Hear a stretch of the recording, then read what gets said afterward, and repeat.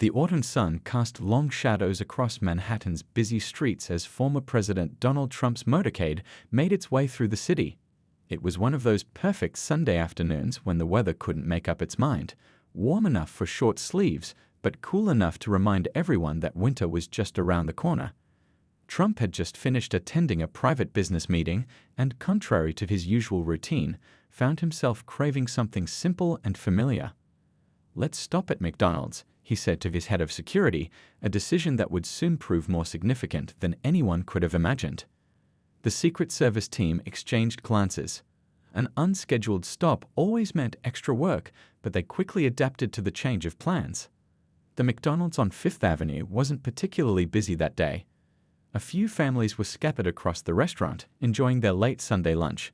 The smell of fresh fries and brewing coffee filled the air, while the familiar sound of ice dropping into drink dispensers created that quintessential fast food atmosphere. Among the customers was a little boy, about 5 years old, sitting with his mom at a corner table near the window. The boy had sandy brown hair that caught the sunlight streaming through the large windows, and he wore a bright blue t-shirt with a cartoon spacecraft on it. His small legs swung back and forth under the table, not quite reaching the floor. His mother sat across from him, her attention completely absorbed by what seemed to be an intense phone conversation. Her hands trembled slightly as she held her phone, and although she tried to maintain a calm expression, worry lines creased her forehead. She kept glancing at her watch, then toward the parking lot, her half-eaten Big Mac getting cold on the table.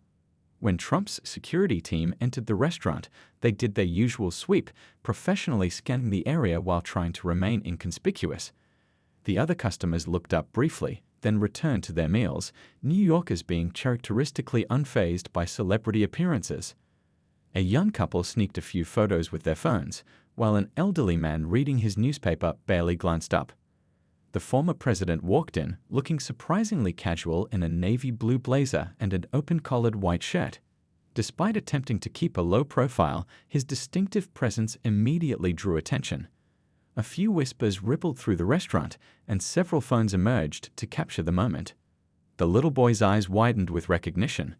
Unlike most children his age who might get excited or shy away, he remained unusually still in his seat. His mother, still engrossed in her phone conversation, didn't even notice the commotion around them. Trump stood in line, chatting amicably with his security detail.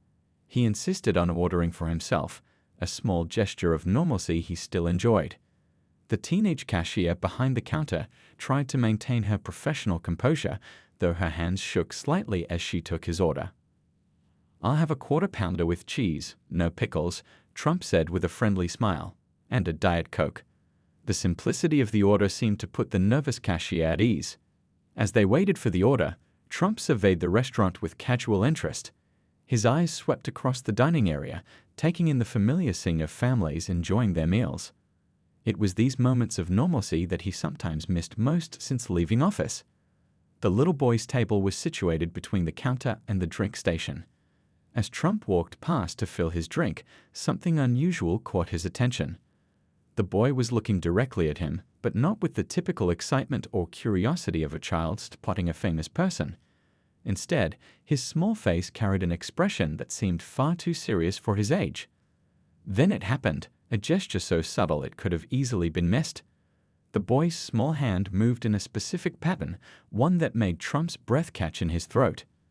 It was a signal he had been briefed on numerous times during his presidency, one that had been increasingly taught in schools across the country as part of child safety programs. The former president's face drained of color as he recognized the meaning behind the movement. Years of security briefings and crisis management kicked in, though externally he maintained his composed demeanor. He glanced at the boy's mother, still involved in her tense phone conversation, then back at the child whose eyes seemed to plead for help. Trump's security detail noticed the change in his demeanor immediately. Years of training had taught them to pick up on the slightest shift in their protectee's behavior. The head of security moved closer, maintaining a casual appearance while positioning himself for quick action if needed. The restaurant continued its normal Sunday afternoon routine. Ice machines humming, registers chiming, and casual conversations floating through the air. But beneath this ordinary surface, a situation was unfolding that would soon transform this simple McDonald's visit into something none of the present would ever forget. Trump's mind raced as he considered his next move. The boy's signal had been clear, but any wrong move could escalate the situation. He needed to act quickly but carefully. Using his years of experience in high-pressure situations, he knew his next actions would be crucial. The busy sounds of the McDonald's restaurant seemed to fade into the background as Trump focused on the little boy's signal. Time seemed to slow down as he recalled a security briefing from 2 years ago where experts had explained this exact gesture, a simple but powerful movement that meant someone needed urgent help but couldn't speak freely. The boy's small hand had formed the universal signal for distress, tucking his thumb into his palm and folding his fingers over it. It wasn't a random movement. The child had repeated it 3 times, just as it was taught in schools. His eyes never left Trump's face, showing a determination that seemed far beyond his 5 years. Trump's quarter-pounder sat forgotten on his tray as he maintained casual eye contact with the child. He'd seen thousands of children during his presidency, at rallies, events, and meet and greets, but something about this boy's calm intensity sent chills down his spine. The child wasn't panicking or crying. Instead, he displayed the kind of quiet bravery that often emerges in the most desperate situations. The boy's mother continued her phone conversation, her voice barely a whisper, but her body language speaking volumes. Her shoulders were tense, and she kept glancing at the entrance as if expecting someone. Her coffee cup rattled slightly against its saucer every time she moved her hand, betraying her nervous state. Trump's security detail had noticed their protectee's change in behavior. The head of security, a veteran agent with 15 years of experience, moved closer while pretending to refill his drink. He'd learned to read Trump's expressions during their years working together, and right now, those expressions were setting off every alarm bell in his professional toolkit. The restaurant's other customers continued their meals, unaware of the silent drama unfolding in their midst. A group of teenagers took selfies, trying to secretly capture Trump in the background. An elderly couple shared a sundae, stealing glances at the famous visitor. The normalcy of the scene made the underlying tension even more pronounced. Trump maintained his composed exterior. Years in the public eye had taught him the value of a poker face. But his mind was racing through possible scenarios and solutions. The wrong move could escalate the situation, especially if someone dangerous was watching. He needed to act, but act smart. The boy's small fingers trembled slightly as he lowered his hand, but his eyes remained steady. He picked up a French fry and ate it slowly, maintaining an appearance of normalcy that seemed almost rehearsed. It was clear this child had been prepared for this moment, though the thought of a 5-year-old needing such preparation was deeply troubling. The mother's phone conversation continued in hushed tones. "Yes, I understand. We'll be there soon. Just finishing lunch." Each word seemed forced, as if she was reading from a script she didn't want to follow. Her free hand clutched her paper napkin so tightly it had started to disintegrate. Trump caught his security chief's eye and made a subtle gesture they'd developed over years of working together. The agent nodded almost imperceptibly and began typing on his phone, appearing to check messages while actually alerting his team to a potential situation. The boy reached for his chocolate milk, and as he did so, he made the signal again. This time, Trump noticed something else: a small bruise on the child's wrist, partially hidden by his sleeve. The sight made Trump's jaw clench, though he maintained his outward calm. The restaurant's overhead music played cheerful pop songs, creating an almost surreal backdrop to the tense scene.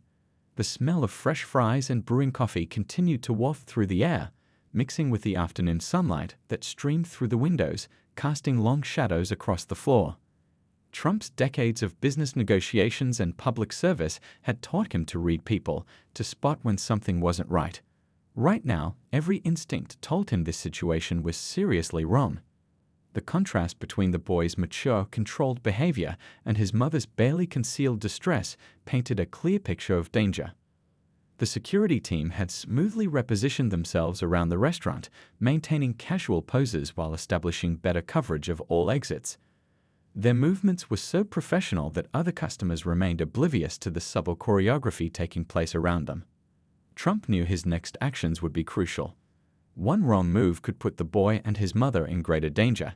He needed to alert authorities without drawing attention to the fact that he'd recognized the signal. Years of handling delicate situations had prepared him for moments like this, but the stakes felt higher when a child's safety was involved. The little boy finally looked away, turning his attention to his food with an almost theatrical focus.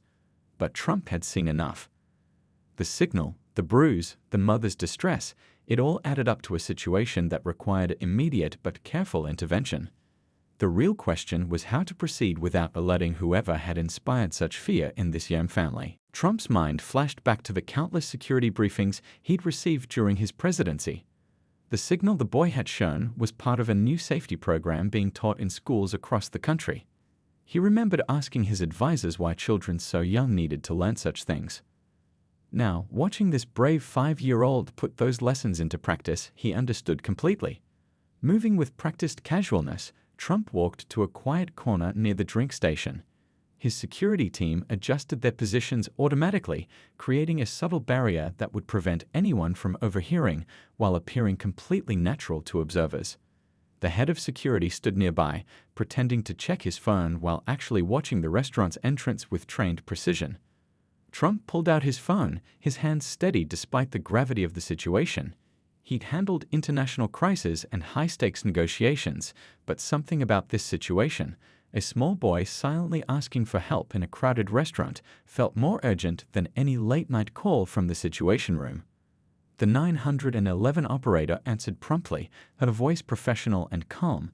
Trump spoke in low, measured tones, years of media training helping him convey crucial information without drawing attention. "This is former President Trump," he began, keeping his voice down. "I'm at the McDonald's on Fifth Avenue, and we have a situation involving a child in potential danger." While he spoke, Trump maintained peripheral awareness of the boy and his mother. The child had returned to eating his chicken nuggets with deliberate focus, though his eyes occasionally darted toward the window. His mother's phone call had ended, but she kept checking her watch with increasing urgency, her hands shaking as she gathered their napkins. The 911 operator was well trained, asking precise questions without wasting time on the unusual nature of who was calling.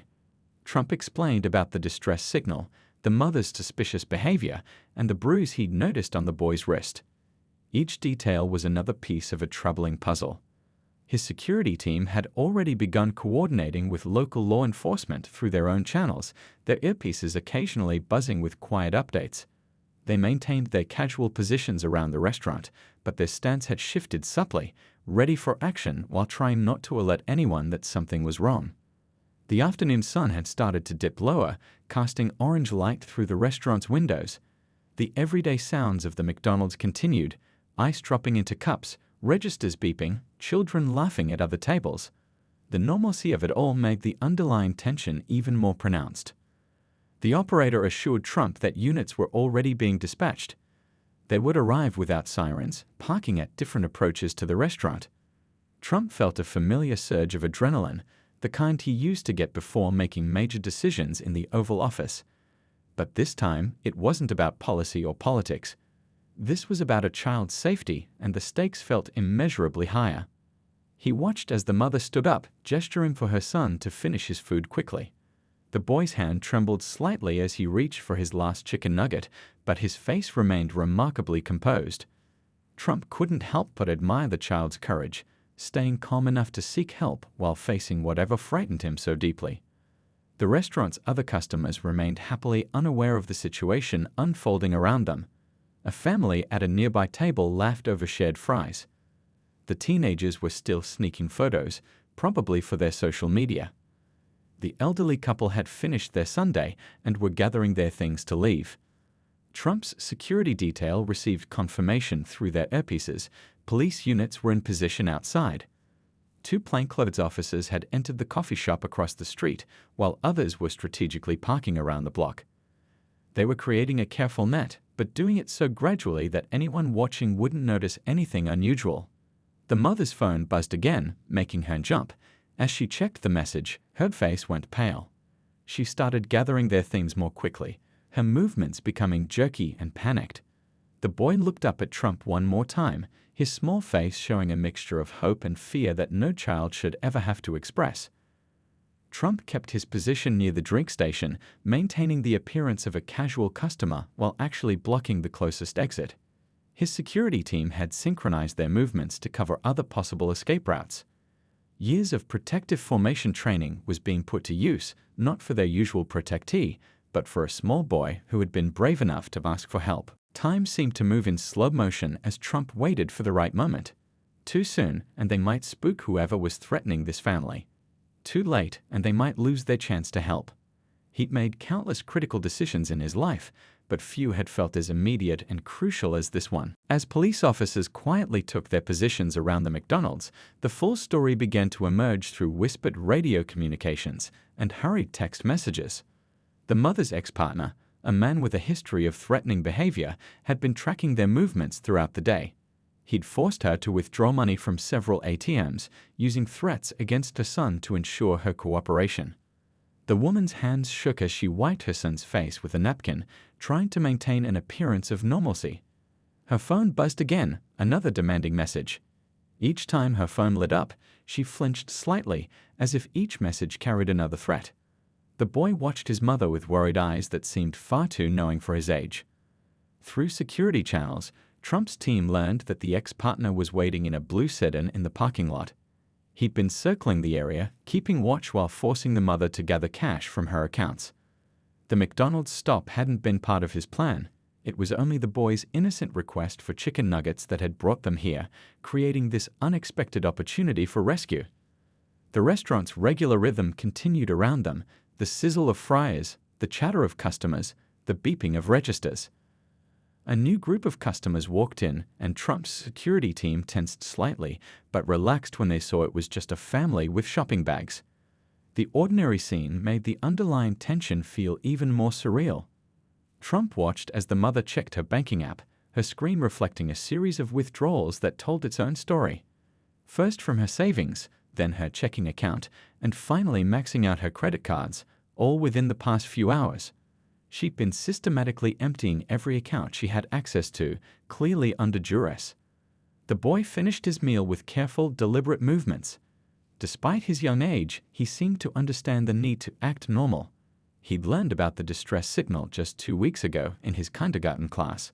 His teacher had made it into a game, never imagining that one of her students would need to use it so soon. But here he was, this brave little boy, using what he'd learned to try to save himself and his mother. Through the windows, plainclothes officers could be seen casually walking past, looking like ordinary shoppers. They were gradually tightening their perimeter around the restaurant and the parking lot.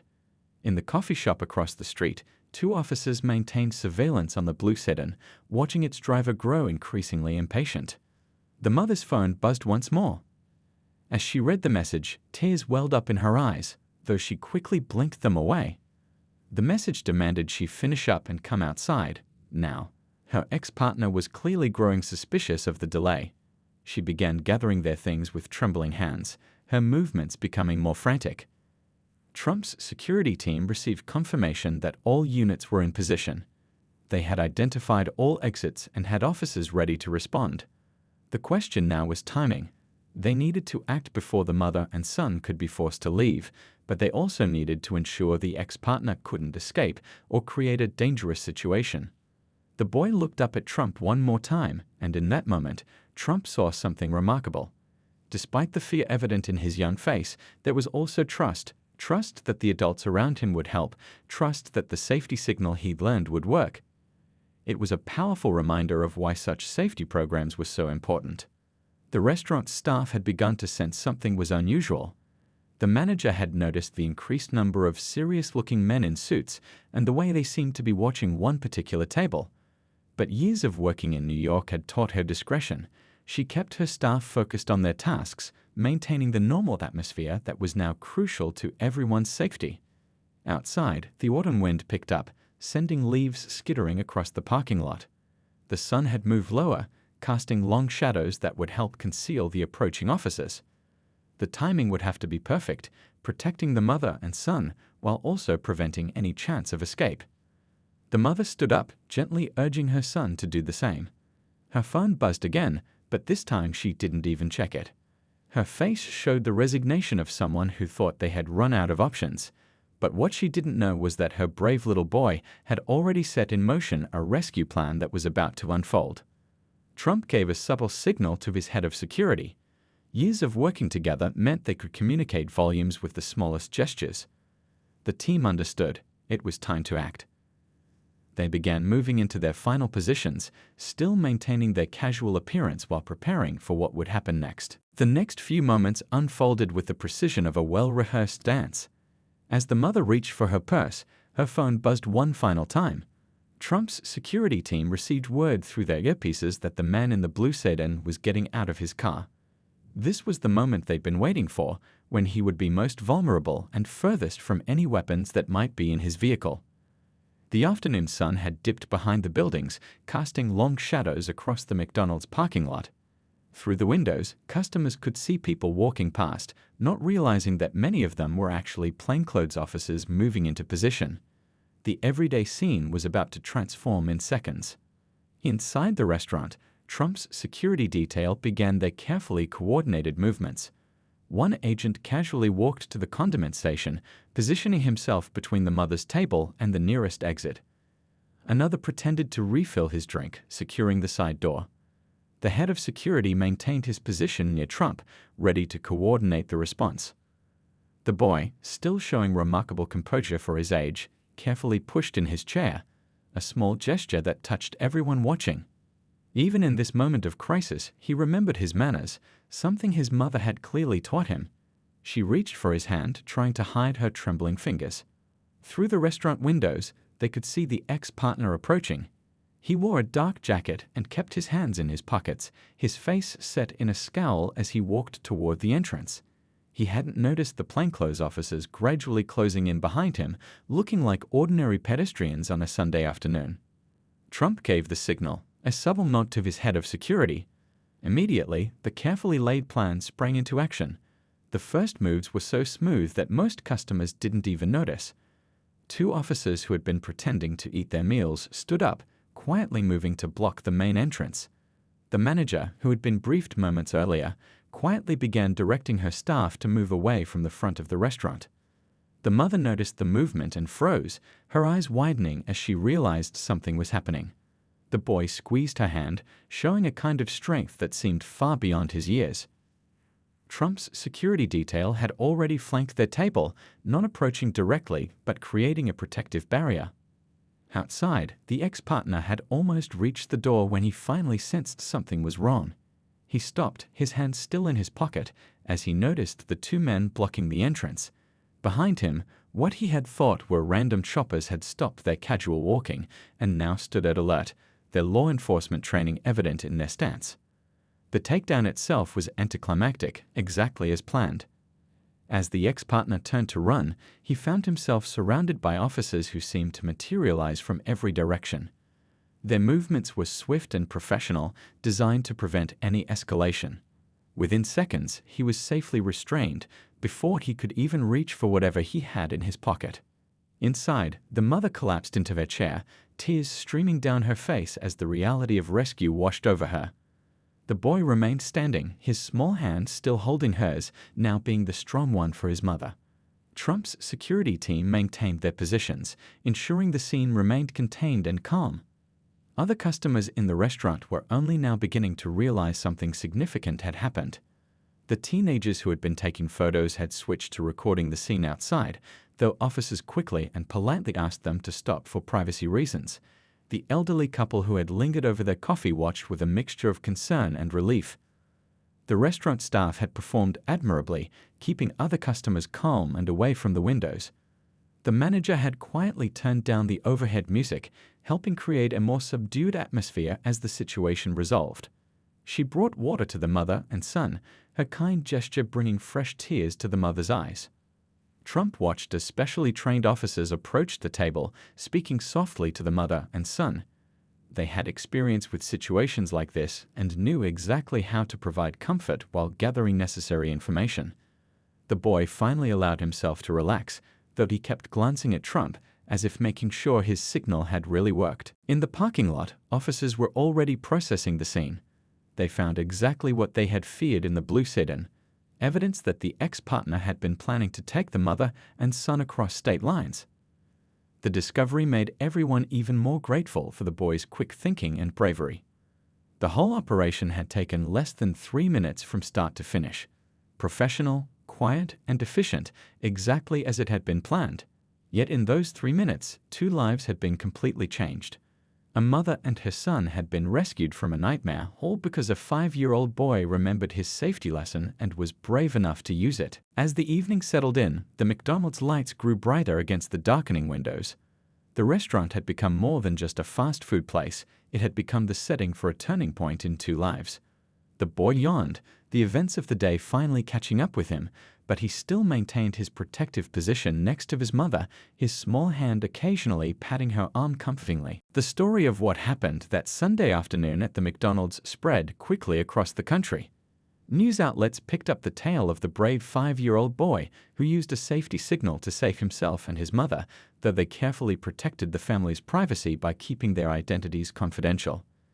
The incident sparked a nationwide conversation about child safety education and the importance of teaching children how to seek help. A week after the event, Trump sat in his office, reading through emails and messages that had poured in from teachers, parents, and child safety advocates across the country.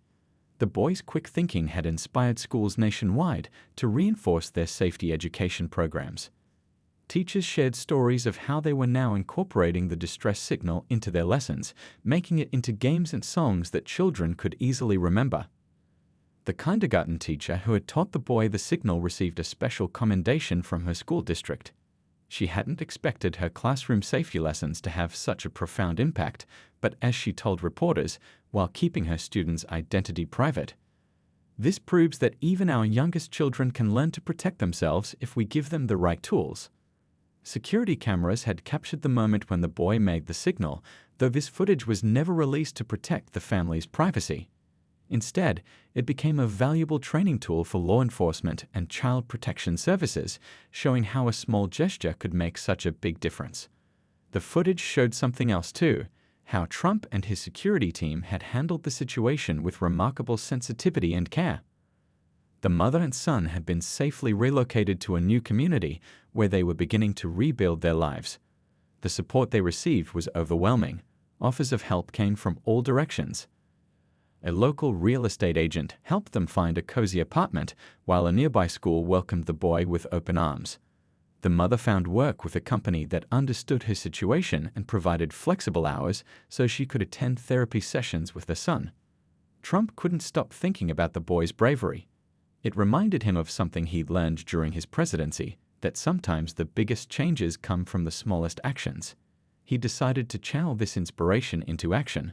Working with child safety experts and educators, he established a foundation dedicated to promoting child safety education in schools across the country. The foundation's first initiative was to create age-appropriate safety training programs for elementary schools. They worked with child psychologists to develop methods that would empower children without frightening them.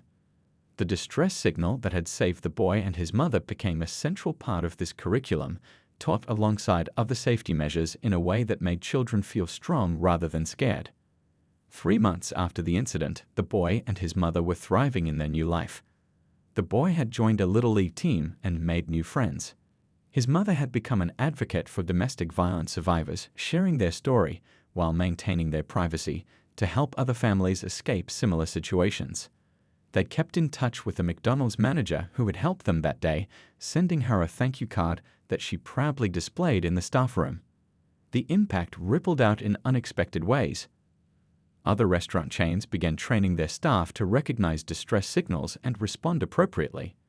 Police departments across the country developed new protocols for handling similar situations. The incident had shown how a community could come together to protect its most vulnerable members. The boy's courage had another unexpected effect. It inspired a children's book series about safety, written in collaboration with child psychologists. The books featured a young protagonist who helped others by being observant and knowing when to ask adults for help. The series became popular in elementary schools, teaching children about safety in an engaging, non-frightening way.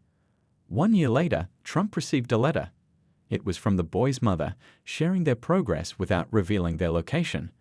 The boy was doing well in school, she wrote, and had recently won a citizenship award.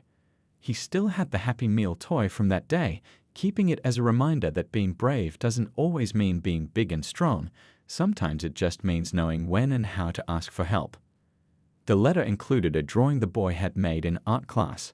It showed a small figure giving a thumbs up to a taller figure in a blue suit with a McDonald's sign in the background.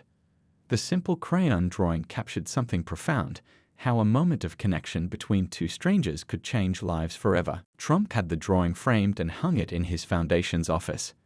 It served as a powerful reminder that safety education wasn't just about teaching children to be careful, it was about empowering them to be brave.